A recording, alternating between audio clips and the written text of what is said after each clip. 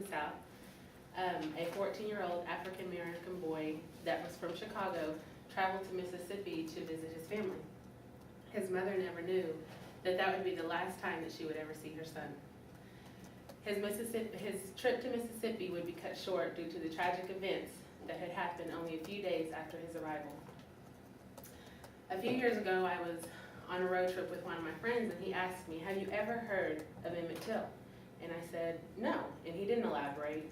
So it wasn't until this biography that I really decided I was going to research Emmett Till, and I read several different sources about his brutal murder. Today I will discuss with you Emmett Till's summer vacation that led up to his death, his unjust trial, and it created an uproar among African Americans. The tragic death of Emmett Till was unnecessary, but it led to a spark in the civil rights movement, which has led to the evolution of America today. Emmett traveled to Mississippi on August 21st, 1955.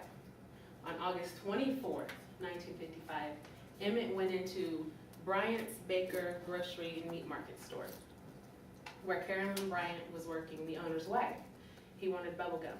Emmett ran out, and Carolyn ran out to her gun and grabbed the gun. Later, it was said that Emmett had wolf whistled at her, the white woman, or that he had grabbed her by the waist and said, "Can we go on a date?" Or he simply said, "Goodbye, baby." August 28th, Roy Bryant, Carolyn's husband, came back into town to hear of this event that had took place in his store. He was enraged with anger.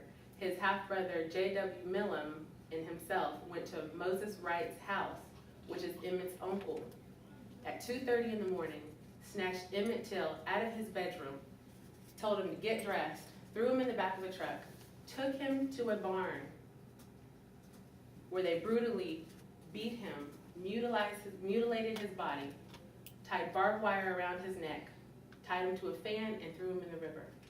It was about 3 days later when two little boys were fishing and they found his body. His body was so mutilated they couldn't identify him. It was just horrific. The only way that his uncle was able to identify him was that he had on a ring with his father's initials. Moses Wright witnessed Bryant and Millam kidnap his nephew. So in that, they started a murder trial against Bryant and Millam. On September 19th, 1955 is when the commencement of the trial started. The jury was made up of all white males, which was common in those days. But let me tell you what wasn't common. Moses Wright, a black man, pointing out Bryant and Millam as the suspects. Black men just didn't accuse white men of doing any guilt. It was just unheard of. So after 67 minutes of deliberation from this all-white male jury, they acquitted both Millam and Bryant on the charges. A few months later, a second trial was held in Greenwood, Mississippi in front of a grand jury, which was just for the kidnapping.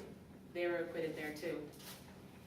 A few months after all the trial was over, protected by double jeopardy, Bryant and Millam admitted to Look magazine for $4,000 that they brutally killed Emmett Till and they kidnapped him. The unjust trial was said to have galvanized the civil rights movement. Today I told you a heart-wrenching story of a young African-American boy who lost his life and his killers were allowed to be set free. It was very devastating that Emmett Till was sacrificed in order for Americans to work towards alleviating the hatred in our country. We now live in a nation where America, we are all equal. According to New York Times in 2005, 50 years after his death, the federal authorities exhumed his body just to make sure that it was him. After that, they concluded that it was Emmett Till. They sent his remains to his family. They sent his original casket to the Smithsonian Museum as an artifact. Reverend Jesse Jackson had questioned, why did it take the authorities this long to do this? And then he stated, justice delayed is justice denied. Thank you.